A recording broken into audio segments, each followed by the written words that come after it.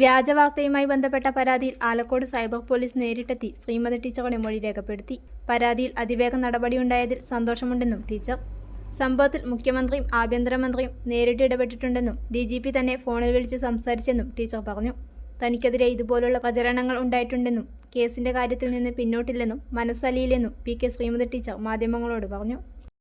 എല്ലാ മാധ്യമങ്ങൾക്കും എതിരെ തന്നെയാണ്. ഇതിന്റെ ലഗ്നം എന്ന് പറയുന്നത് ജനം TV-യാണ്.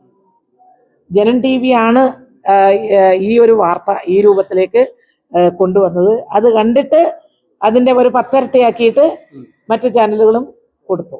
ഇതിലെ അന്വേഷണം ആരംഭിച്ചത് തൃപ്തിയാണെന്ന് പറഞ്ഞു. തൃപ്തിയാണെന്നല്ലല്ലോ ഞാൻ പറഞ്ഞത് അന്വേഷിച്ചതിൽ എനിക്ക് വേഗത്തിൽ തന്നെ അന്വേഷിച്ചതിൽ എനിക്ക് സന്തോഷമുണ്ട് എന്നാണ് ഞാൻ പറഞ്ഞത്. അതൊന്നും ഇപ്പൊ എനിക്കൊന്നും പറയാൻ പറ്റില്ല. കാരണം എന്താന്ന് പറഞ്ഞാല് ഇതുപോലത്തെ നിരവധി കേസുകൾ നിങ്ങൾക്കറിയാലോ.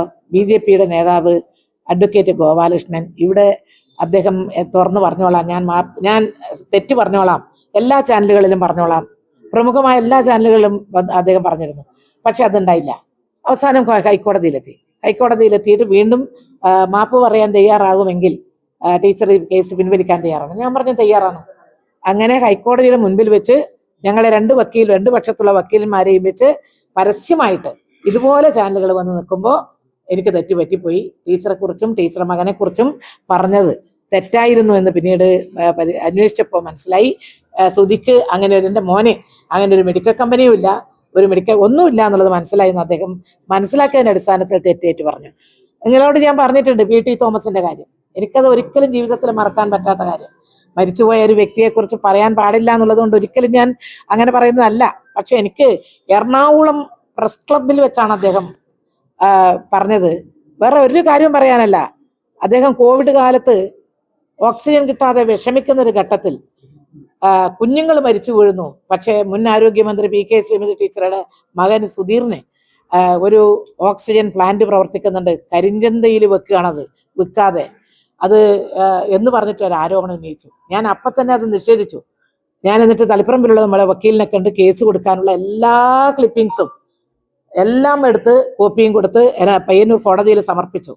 എന്നിട്ട് കേസ് എടുക്കാൻ പോകുന്നു എന്നൊരു ഘട്ടം വന്നപ്പോൾ അഡ്വക്കേറ്റ് പറഞ്ഞു, നമ്മുടെ MLA PT തോമസ് വളരെ ഗുരുതരമായിട്ടുള്ള ഒരു അസുഖം ബാധിച്ച് കിടക്കുകയാണ്.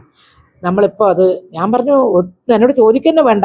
അങ്ങനെ അസുഖമായിട്ട് കിടക്കുന്ന ഒരാൾക്കെതിരെ എനിക്ക് എത്ര ഡാമേജ് ആയിപ്പോയാലും ഞാൻ കേസ് കൊടുക്കാൻ ഇപ്പം തയ്യാറില്ല. അതുകൊണ്ട് അത് പിൻവലിച്ചോ എന്ന് പറഞ്ഞ് പയ്യന്നൂർ കോടതിയിൽ നമ്മളത് തൽക്കാലം സ്റ്റേ ചെയ്ത് പിന്നെ അദ്ദേഹം മരിച്ചുപോയി. ആ കേസ് പിന്നെ ഞാൻ കൊണ്ടുപോയിട്ടില്ല. അങ്ങനെ ഇങ്ങനെയുള്ള കുറേ പ്രശ്നങ്ങൾ എന്നെ സംബന്ധിച്ചുണ്ടായിട്ടുണ്ടെങ്കിലും ഈ ഒരു കേസ് ഞാൻ മാപ്പ് എന്ന് പറയുന്ന ഭാഗത്തോട്ട് നിൽക്കുന്നില്ല. ആ തീരുമാനം നിയമപരമായി മാനനഷ്ടത്തിന് എനിക്കുണ്ടായ അഭിമാനക്ഷതം, മാനഹാനി അത് തേച്ചാലും മായ്ച്ചാലും പോകുന്നതല്ല. അതുകൊണ്ട് ശക്തമായിട്ട് തന്നെ നിയമ നടപടി സ്വീകരിച്ച് മുന്നോട്ട് പോകും എന്നുള്ളതാണ് പറയാൻ. രുചി എന്നത് കേവലം ഒരു അനുഭൂതിയല്ല, അതൊരു അനുഭവമാണ്. ആ അനുഭവത്തിന്റെ ഏറ്റവും മികച്ച വിലാസം friends restaurant and catering, Peringome. പരമ്പരാഗത രുചിക്കൂട്ടുകളും ആധുനിക പാചക രീതികളും ഒത്തുചേരുന്ന ഇടം. കുടുംബത്തോടൊപ്പം ആസ്വദിക്കാവുന്ന മികച്ച അന്തരീക്ഷം. നിങ്ങൾ ആഗ്രഹിക്കുന്ന എന്തിനും ഏതിനും മികച്ച കാറ്ററിംഗ് സേവനവും. നിങ്ങളുടെ ഓരോ വിശേഷത്തെയും സ്പെഷ്യലാക്കാൻ ഞങ്ങൾ കൂടെയുണ്ട്. വിഭവസമൃദ്ധമായ ലോകത്തേക്ക് സ്വാഗതം. ബുക്കിങ്ങിനും ഓർഡറുകൾക്കും വിളിക്കൂ 7025517728.